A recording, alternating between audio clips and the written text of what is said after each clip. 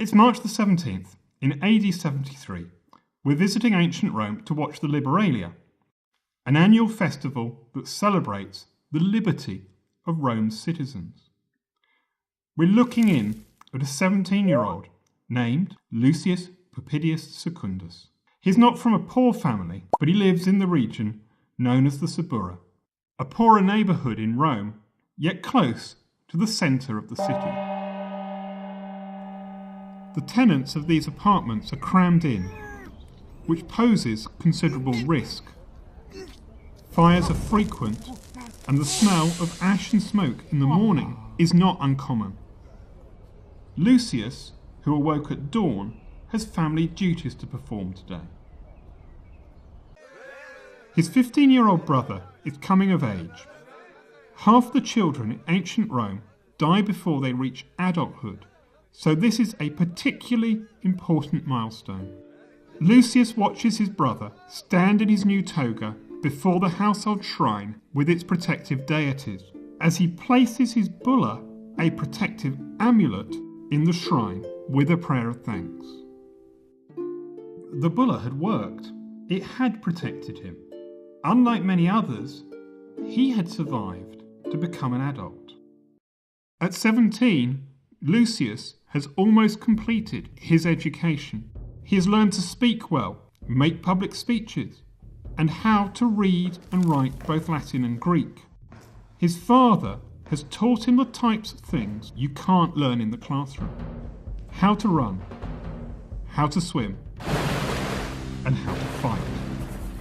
Lucius could choose at 17 to become a military tribune and command soldiers on the edge of the empire. But in other ways, Lucius is still a child. He's not trusted to arrange business deals. His father will take care of that until he is 25. And Dad will arrange Lucius's marriage to a girl 10 years younger. His dad has his eye on a family with a 7-year-old daughter. Back to the Liberalia. As Lucius leaves with his family, the shops are open as the population goes about its business. The streets are full of itinerant traders selling trinkets and people bustling from place to place. Large wagons are not allowed in the city until after the 9th hour, but the streets are still crowded.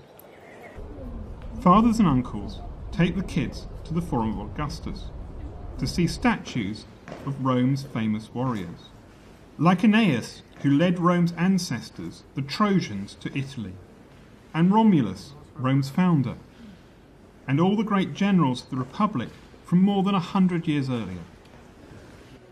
Lovingly, we can imagine fathers and guardians with their now adult children remembering stories of Rome's glory and retelling the good deeds and sayings of the great men of the past.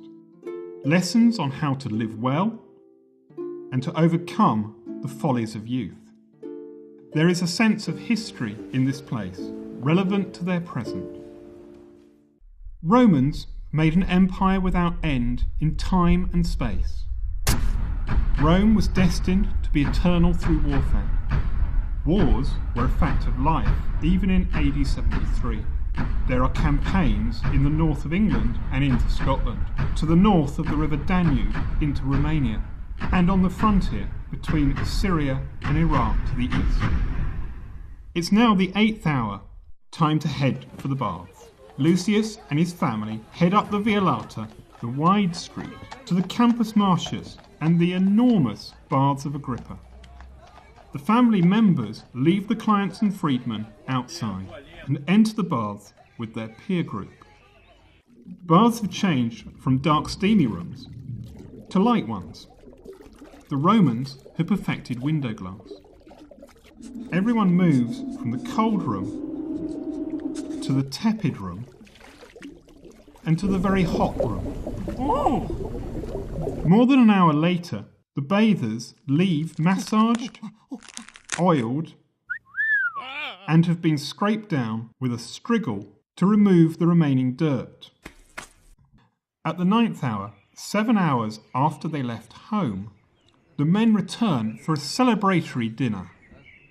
Dinner is an intimate affair, with 9 people reclining around the low table.